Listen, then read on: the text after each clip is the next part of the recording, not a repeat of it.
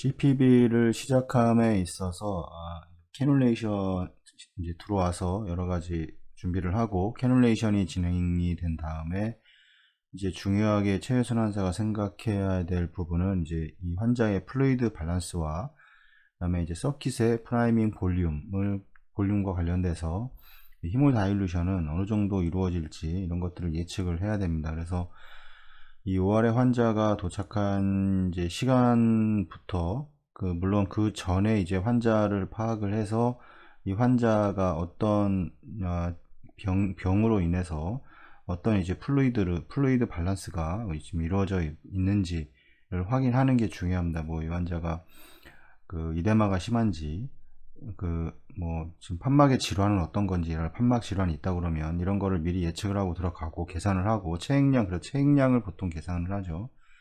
체액량을 계산을 하고 그다음에 이 여러 가지 계산을 미리 하고 들어갑니다. 그래서 시간에 예상 이제 블러드 로스와 그다음에 이건 예상 블러드 로스의 경우에는 이제 많은 좀 경험이 필요합니다. 이게 어떤 수술을 함으로 인해서 이 정도 서전마다 다를 것이고, 서전이 피를 많이 넣는 서전도 있을 수도 있고, 그렇지 않은 수술, 서전마다 이것도 성향이 다르기 때문에 뭐라고 예측할 수 없지만, 그 병원에서 이제 오랜 동안 경험을 하다 보면 그 서전은 어느 정도의 블러드 로스가 생길지가 이제 대략 알 수가 있습니다. 그래서 그런 블러드 로스와 유린 아웃풋, 그 다음에 마취과에서 이제 인덕션 과정에서 주입한 이제 플루이드 볼륨을 이제 확인을 해서 이 환자 플루이드 밸런스를 이제 신중하게 이제 예상을 할 필요가 있습니다.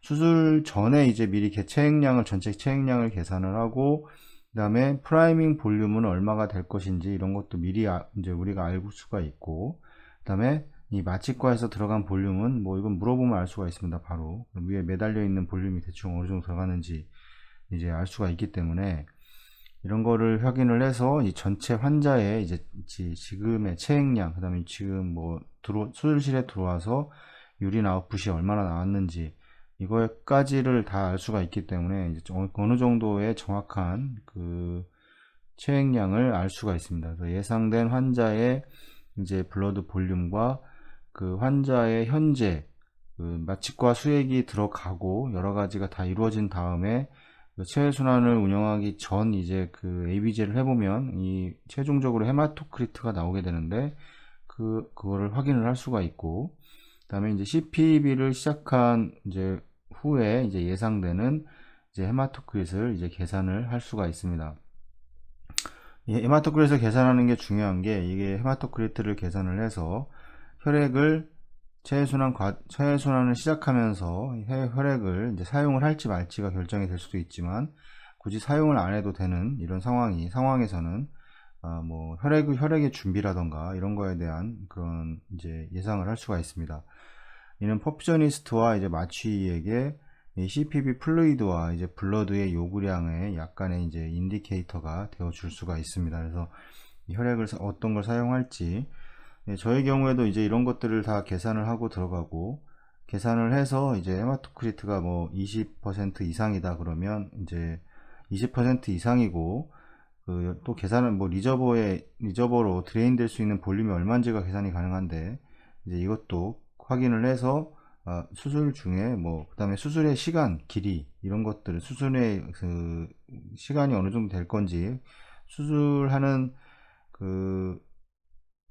것마다 이제 수술에 사용되는 시간이 달라질 겁니다. 그래서 그렇게 되면 수술 시간이 길어진다 그러면 체외순환 시간도 당연히 길어지는 거기 때문에 이거에 대한 이런 것들을 종합적으로 계산해서 이제 혈액의 사용 유무를 판단을 하고, 그래서 최소한 이제 20% 이상이 되면 웬만하면 혈액을 체외순환 중에는 사용을 안 하려고 합니다. 그래서 물론 이렇게 사용을 해서 세레브랄 옥시메트리라던가 이쪽에 지금 산소의 공급이 어떤지, 소모가 어떤지 이런 것들을 다 중점적으로 다 확인을 해야 되겠지만, 그래서 지금 또 체온도 떨어져 있는 상태이고 그럴 때는 이제 20% 이상, 보통은 한 23% 이상을 맞춰주려고 하는데, 이렇게 해서 이 정도가 유지가 된다면 웬만하면 혈액을 사용을 하지를 않습니다. 저의 경우에는. 근데 물론 센터마다 다를 텐데 이렇게 사용을 하게 되고, 그 다음에 이제 CPB 이제 시작을 하게 되면 이제 서킷의 프라이밍 볼륨과 이제 히모다일루션,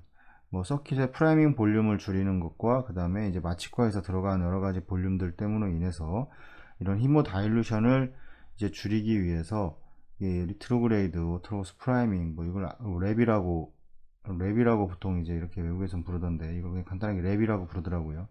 리트로그레이드 오토로거스 이제 프라이밍이라는 이제 기술이 도입이 돼서 이 서킷의 프라이밍 볼륨을 줄이면서 이제 환자의 그 혈 희석을 줄이는 방법을 선택을 하고, 이건 뭐 마찬가지로 항상 모든 수술의 루틴으로 사용이 되고 있습니다. 이 아트리알 라인과 캐놀라가 연결이 되고 이제 바이패스가 시작되기 전 상태에서 이제 아트리알 필터에 이제 스탑콕이나 아트리얼 샘플링 이제 매니폴드, 이제 매니폴드는 이제 샘플링 폰드가 이렇게 세 개가 3에 달려 있는 이걸 매니폴드라고 하는데, 이 매니폴드를 통해서 이제 아트리얼 라인의 프라이밍 플루이드를 제거를 하면서 이 환자의 이제 아트리얼 블러드를 리거지 시키게 됩니다. 왜냐면 캐놀레이션이 된 후에 이제 이 RAP는 캐놀레이션이 된 후에 이제 시작을 하게 되는 거고, 그 환자의 자체 압력에 아트리얼 압력에 의해서 이제 리거지가 되기 때문에 그걸 리거지 시켜서 크리스톨로이드 솔루션, 프라이밍 솔루션을 이제 혈액으로 대신 대치하게 되는 겁니다. 그래서 이거를 이제 RAP라고, 이걸 랩이라고 보통 얘기하는데, 이거는 뭐 종류는 방법은 여러 가지가 있습니다.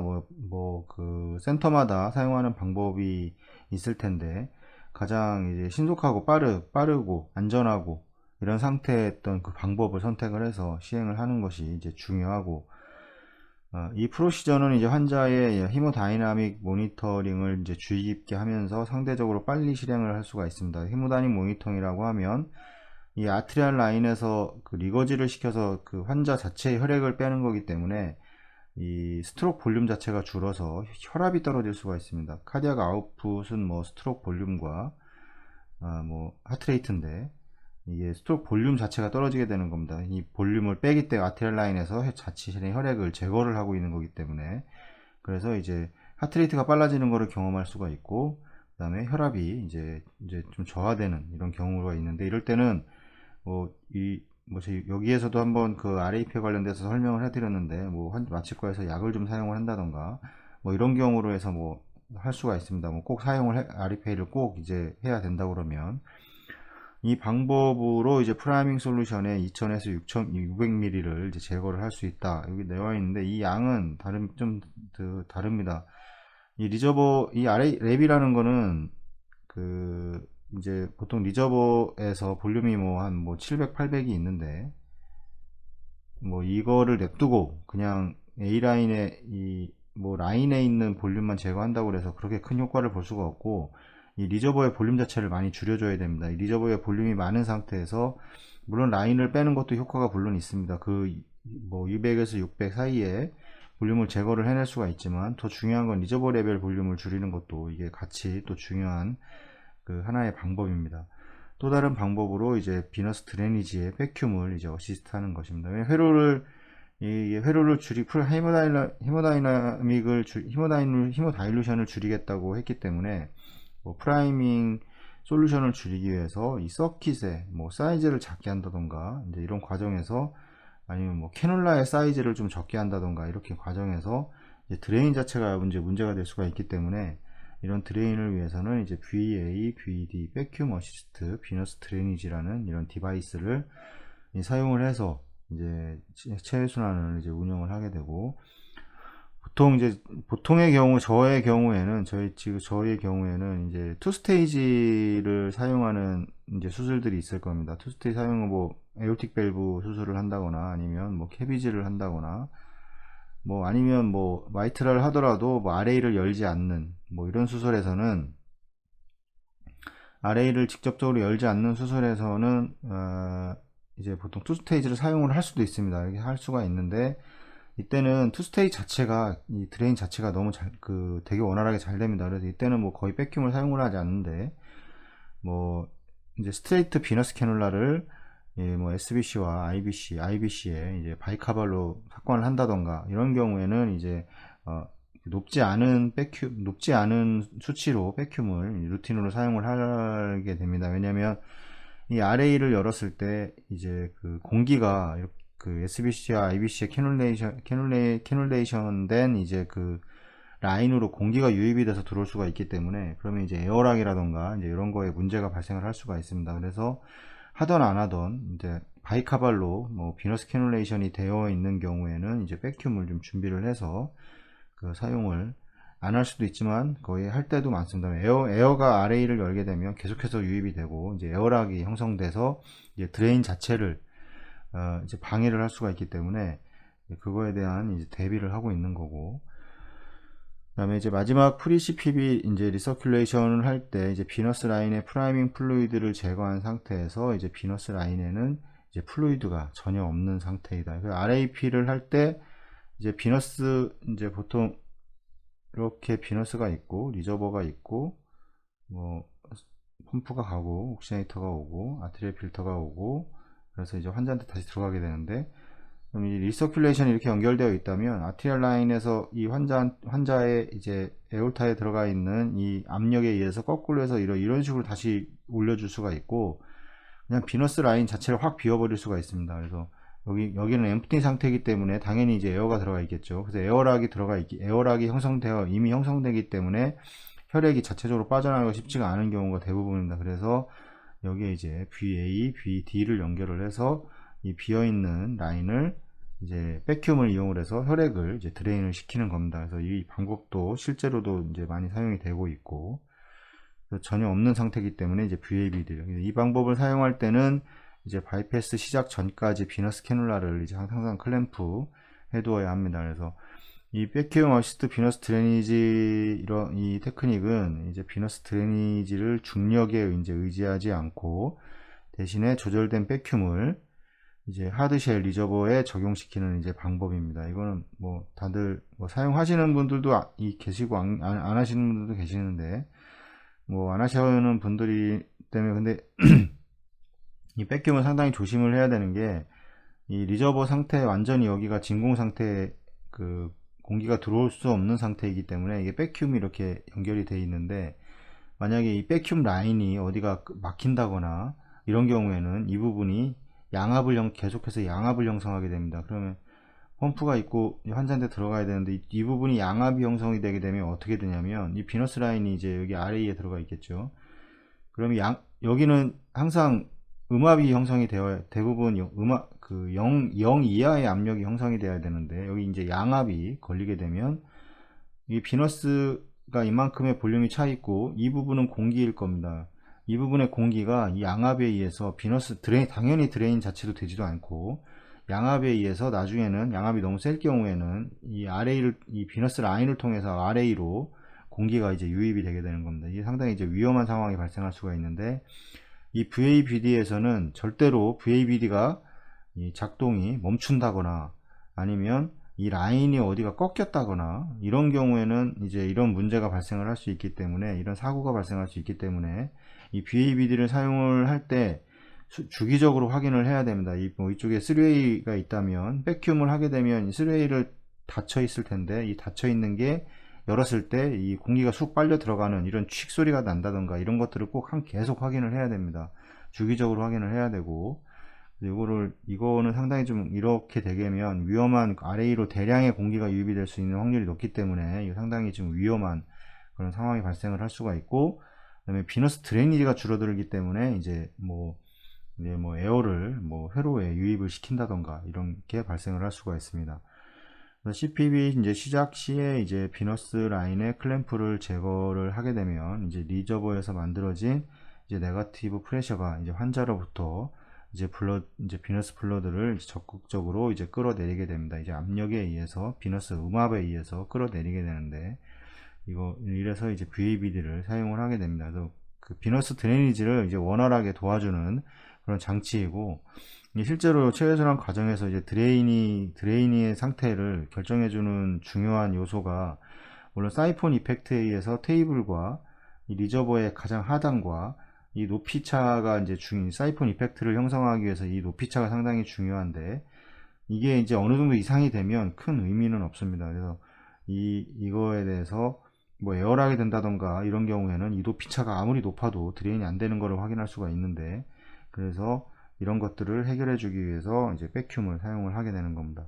이러한 접근 방식으로 이제 프라임 솔루션을 이제 4에서 400에서 이제 1000ml를 토탈 이렇게 이제 제거를 할 수가 있습니다. 만약에 프라이밍 볼륨이 프라이밍 솔루션이 2000ml다 그래서 이제 RAP를 통해서 뭐 1000ml를 제거했다 그러면 이 전체 환자에서 순환되는 히모 다일루션을 일으키는 볼륨은 1000ml이기 때문에 당연히 2000ml보다는 1000ml가 더 그 히모 다일루션을 더 줄이는 효과는 2배로 많을 겁니다. 그래서 이거에 대한 이러한 서킷 이제 프라임을 줄이는 테크닉에 기대되는 이제 효과는 이제 당연히 이제 CPB 동안 더 높은 헤마토크릿을 바이패스 이제 유지를 하는 거와 이제 바이패스 후에 이제 블러드 주입의 필요성을 줄이는 겁니다. 그래서 이 혈액을 뭐 RAP를 뭐 이런 걸 해서 사용을 안 하겠다는 게 아닙니다. 안 하겠다는 게 아니고 4개 쓸 거 2개만 쓰고 뭐 2개 쓸 거 1개만 쓰는 겁니다. 이게 뭐 이래서 혈액 사용량을 줄이는 거지 이게 뭐 안 쓰면 좋지만 안 써도 이걸 계속 맨날 루틴으로 하는 이유는 혈액의 사용량을 줄이는 겁니다. 더 지금 혈액 뭐 다들 아시다시피 혈액이 수급이 이렇게 원활하지 않은데 우리나라는 외국은 어떤지 모르겠지만 뭐 수액도 그렇게 그 혈액도 그렇게 비싸지가 않습니다. 이는 CPB 전에 이제 환자의 블러드 볼륨이 상당히 낮은 환자라면 이제 성공하기는 힘듭니다. 뭐 블러드 볼륨이 환자의 전체 체액량이라고 보통 체액량이 이 토탈 바디 플루이드가 이 적은 사람들 뭐 당연히 이제 케이지가 적게 나가는 사람들이 이제 이런 게 문제가 될 텐데 이렇게 돼 케이지도 낮고 뭐 연세도 많고 아이고 그다음에 뭐 여성분이고 이러는 경우에는 상당히 좀 이제 좋지 않은 상당히 낮은 이런 경우에는 이제 성공하기가 상당히 좀 쉽지는 않습니다.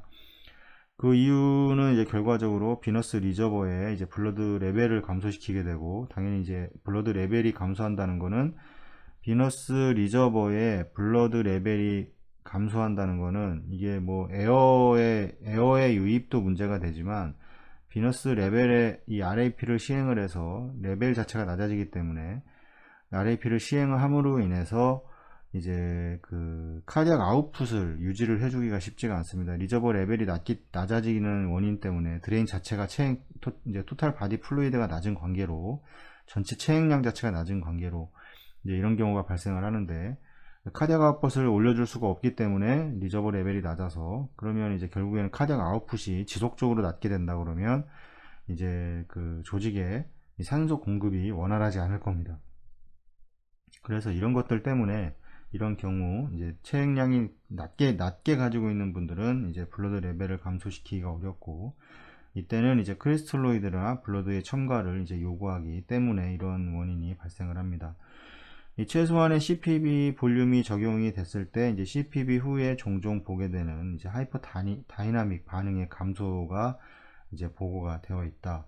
이제 이런 그 논문들도 있고 그래서 이제 플루이드 밸런스와 관련돼서는 여기까지 말씀을 드리겠습니다. 그래서 여러 가지 그런 지금 사용되고 있는 외국에서 뭐 다 외국에서 개발이 된 것들인데 뭐 RAP라던가 뭐 이런 것들은 뭐 루틴으로 사용을 해서 혈액의 사용량을 좀 뭐 줄이는 것도 좋은 방법입니다.